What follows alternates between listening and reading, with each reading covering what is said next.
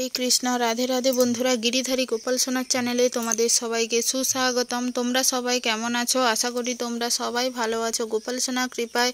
আর তোমাদের গোপাল সোনা অনেক অনেক ভালো আছে। আজকে দুপুরে একটা জিনিস তোমাদের সাথে শেয়ার করতে আর পারলাম না। যাই হোক, এখন বাজে হচ্ছে সকাল 10টা বাজে। আমি এখন রান্নার জন্য বসে পড়েছি। আমার রান্না হয়ে গেছে। আজকে প্রথমেই করেছিলাম একটা লেবু টক। বাবার বাড়ি থেকে যে লেবু দিয়েছিল সেই লেবু দিয়েই আজকে টক রান্না করেছি। আম আদা দিয়ে, শেষে পাতিলেবু দিয়ে, সবজি দিয়ে টক হয়েছে। তারপরে একটা পেঁপেও দিয়েছিল, তোমরা তো দেখেছো। পেঁপেটা ছিল খুব সুন্দর, একদম পাকা পাকা হয়ে গেছে। একটু বাইরে রেখে দিলে পুরো খাওয়াই যেত নরম, যেহেতু শক্ত ছিল। আর এই রকম পেঁপে ভাজা খেতে আমার খুব ভালো লাগে, তাই জন্য ওই পেঁপেগুলোকে একটু সেদ্ধ করে আমি তেল দিয়ে লবণ দিয়ে একটু ভেজে নিচ্ছি অল্প আঁচে। আজকের রান্নাগুলো সত্যি খুব সহজ, খুব তাড়াতাড়ি হয়ে গেছে। যাই হোক, আঁচটা বেশি ছিল বলে কড়াইটা সাইডে একটু পুড়ে গেছে। যাই হোক, এইরকম রান্না করতে গেলে অনেক সময় হয়ে যায়। পেঁপে ভাজাগুলো হয়ে গেছে, এবারে আমি তুলে নেব। আর করব কুঁদলি ভাজা। বাবার বাড়ি থেকে কুঁদলি দিয়েছিল, সেই কুঁদলিগুলোই আজকে ভাজবো। তেল দিয়ে কুঁদলিগুলো লবণ আর হলুদ দিয়ে ভেজে নেব ঢাকা দিয়ে অল্প আঁচে। যেহেতু কুঁদলিটা সেদ্ধ হতে অনেকটা সময় লাগে, তাই জন্য আস্তে আস্তে করে ভাজবো। আর আজকে মনে হয় কুঁদলি ভাজাটা সব থেকে কম তেলেই রান্না করেছি। যাই হোক, শরীরের পক্ষে তেল বেশি ভালো না। যত কম তেলে খাওয়া যায় ততই শরীরটা ভালো থাকবে। কুঁদলি ভাজাগুলো দেখতে পাচ্ছ হয়ে গেছে। যাই হোক, যেটা প্রথমেই বললাম, আজকে তোমাদের সাথে একটা জিনিস শেয়ার করতে পারলাম না। রান্না করেছি ভগবানের জন্য, কিন্তু ভোগও লাগিয়েছি, সব কিছুই করেছি, কিন্তু ভোগ লাগানো ভিডিওটা আর তোমাদের সাথে শেয়ার করে উঠতে পারিনি। এইটাই ছিল আজকের এই কথা। যে হরে কৃষ্ণ, এখন বিকাল 3টা 19 বাজে। ছেলেকে জানি ঘুম পাড়িয়ে দিয়েছিলাম, উঠে পড়েছিল। যাই হোক, ঘুম পাড়াতে গিয়ে একদম ঘুমোচ্ছিল না, এত দুষ্টুমি করছিল। আমি শেষে কি করেছি, হবে না, ওকে নিয়ে কিচ্ছু হবে না, আমার এইখানে বসে থাকি। তারপর কাদা বৃষ্টি, হঠাৎ তো বৃহস্পতিবার থেকে তো ঝড় বৃষ্টি হওয়ার কথা ছিল বেশি, কিন্তু আজকে সকালবেলা খুব মেঘ উঠেছিল, একটু বৃষ্টিও হয়েছিল। কিন্তু তারপরে বেশ সুন্দর ওয়েদার ছিল, একটু রোদ্দুর বেরিয়েছিল। আবার তো দুপুর নাগাদ হঠাৎ আবার জোর বৃষ্টি হয়, তারপর এখন বৃষ্টিটা নেই। যাই হোক, চারিপাশে তো কাদা, ছোট বাচ্চা এখন হাঁটাচলা করতে পারে, ও তো আর বসে থাকার মানুষ নয়। আর এই বাড়িটা অনেকটা ছোট, তো ও যে খেলাধুলা করবে সেই রকমভাবে পারে না এই বাড়িটাতে। আর বাইরে হলে এদিক ওদিক একটু খেলাধুলা করতে পারে। যাই হোক, ওকে ওই ঘরে রেখে দিয়ে এসেছি মায়েদের কাছে। আর বসেছি কি করব, রাতের বেলা আজকে ঘুগনি রান্না হবে। মটর ভিজিয়েছি, আলু নিয়ে এসেছি। আলুগুলো এখন কাটবো। আলু কেটে একটু কাজটা এগিয়ে রাখি আর কি, আর না হলে আর কি করা যাবে। আলুগুলো অনেক বড় বড়,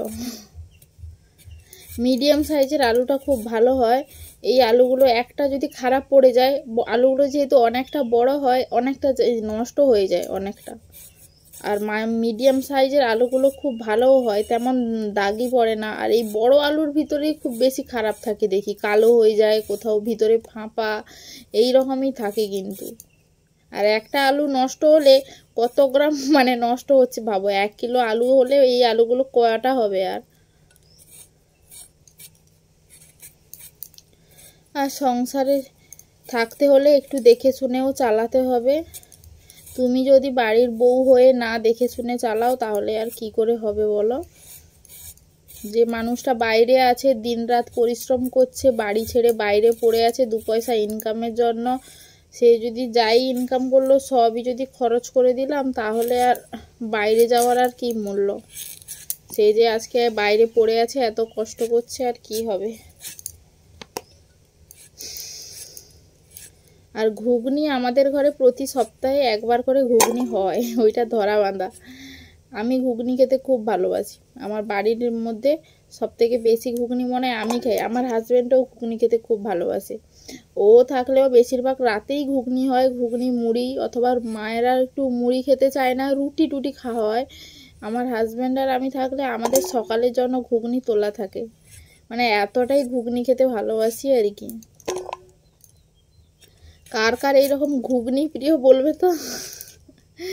আমার একটু ঘুগনি, চাউমিন, একটু তেলে ভাজা এইগুলোই বেশি ভালো লাগে। লুচিটা এতটা পছন্দ নয়, লুচি একটু বাসি হলে ভালো লাগে। সকালের লুচিটা ভালো লাগে, রাতে যদি ভেজে রাখা হয় সকালের লুচিটাই খেতে ভালো লাগে। না হলে সঙ্গে সঙ্গে যে ভাজা হয় না, খেতে পারি না, মুখটা কেমন একটা করে দেয়। যার যেমন মুখের টেস্ট আর কি।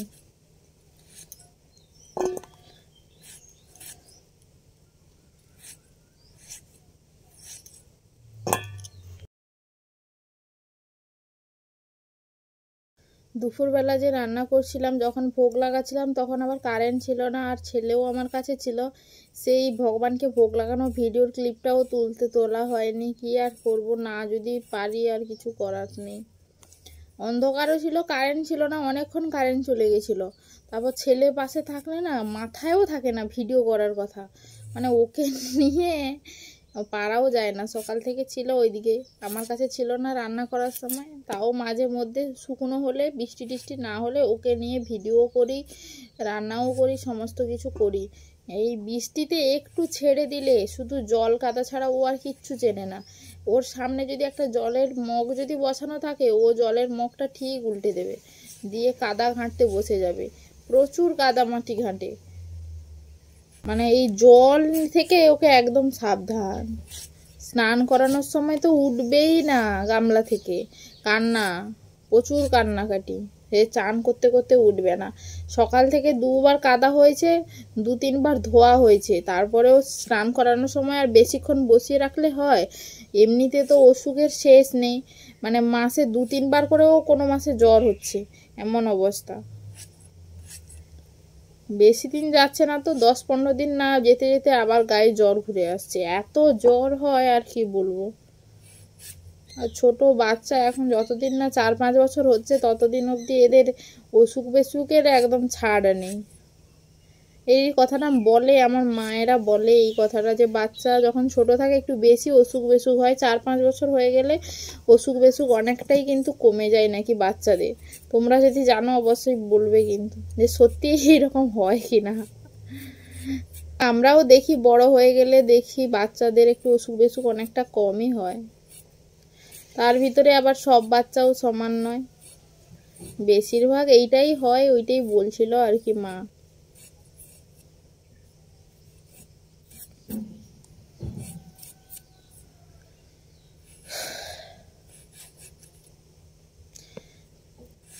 তোমাদের সাথে কালকে যে গেছিলাম সেই গোবিন্দ রায়জিউ মন্দির, সেই গোবিন্দ রায়জিউ মন্দিরটা কিন্তু অনেক পুরনো।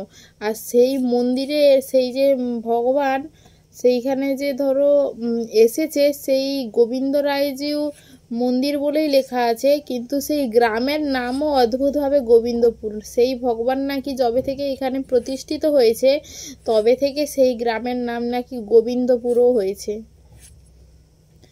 ভগবানের সত্যি কত লীলা, আর ভগবানের লীলা বোঝা বড় দায়। ভগবান যে কত রকম ভাবেই লীলা করে থাকে কোনো ঠিক ঠিকানা নেই। ওই মন্দিরটা কিন্তু অনেক দিন থেকেই আছে, মানে ওই যে গোবিন্দ রায়জিউ ভগবান উনি ওখানে অনেক দিন ধরে অবস্থান করছে। আমরা শুনিনি, আমি আগের বছরই শুনেছিলাম, কিন্তু এইখানে এইটা জানি না। আমার দিদি গেছিল, তারপর অনেকে শুনেছে কিন্তু কখনো যায়নি। কিন্তু বেশ জায়গাটাও বেশ সুন্দর কিন্তু। আর মন্দির নেই, ঝড় বৃষ্টি যাই হোক না কেন মন্দিরে মানে ওই যে গোবিন্দ রায়জিউ ভগবান উনি হচ্ছেন মন্দিরে থাকবেনই না, উনি ওই গাছের তলায়, অসুস্থ গাছের তলায় হচ্ছে থাকবেন। আর ভগবান যখন নিজের ইচ্ছায় কিছু চায় তখন তো আর কেউ করতেও পারবে না, তাই না? অনেকে করতে এসেছিল কিন্তু করতে পারেনি, পালিয়ে গেছে নাকি, এইরকমও শোনা গেছে আর কি। ওইখানকার যারা মানে লোকাল লোক, ওরাই হচ্ছে এই কাহিনীগুলো বলছিল। আর ভগবানের লীলা কথা শুনতে সত্যি খুব ভালো লাগে।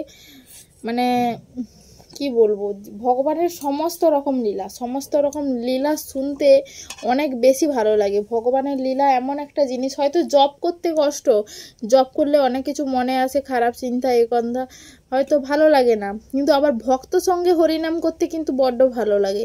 সেই রকমই ভগবানের লীলা এমন একটা জিনিস, ভগবানের লীলা শুনতেই কিন্তু খুব ভালো লাগে।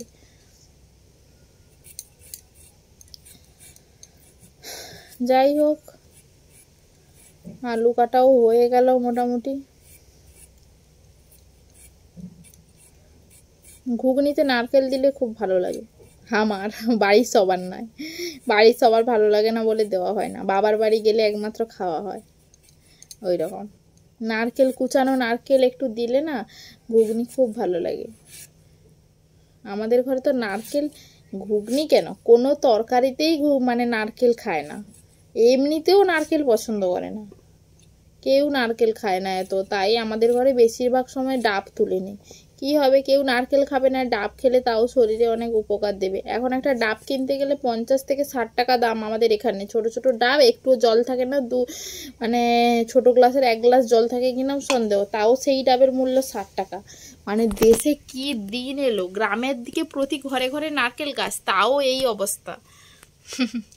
এক সময় নয়, ওগুলো আমাদের ঘর থেকে যদি তুলে নিয়ে যায় তখন কিন্তু এই 15-20 টাকা করে নিয়ে যায়। আগে আগে তো 10 টাকা করে নিয়ে যেত ডাব, এখন যে ডাবের একটু দাম বেড়েছে তাও যে নিয়ে যায় এই 18 টাকা 20 টাকা, কোনো ছোট ডাব হলে 15 টাকা, এইরকম করে পাইকারি রেটে কিন্তু নিয়ে যায় আমাদের বাড়ি থেকে। একবার নিয়ে গেছিলো, মানে অনেক হয়েছিল সেই গাছটাতে, আর ঘরে যেহেতু তুলতেও পারবে না, লোক দিয়ে তুলেছিল, সেইখান থেকে আমাদের ঘরে কিছু রেখে দিয়েছিল, আর ওগুলো বিক্রি করে দিয়েছিল। এইরকম 18 টাকা না 20 টাকা করে দিয়েছিল, মনে হয় 15 টাকা কি 18 টাকা কি 20 টাকা ঠিক মনে নেই, এইরকম কিন্তু বিক্রি হয়।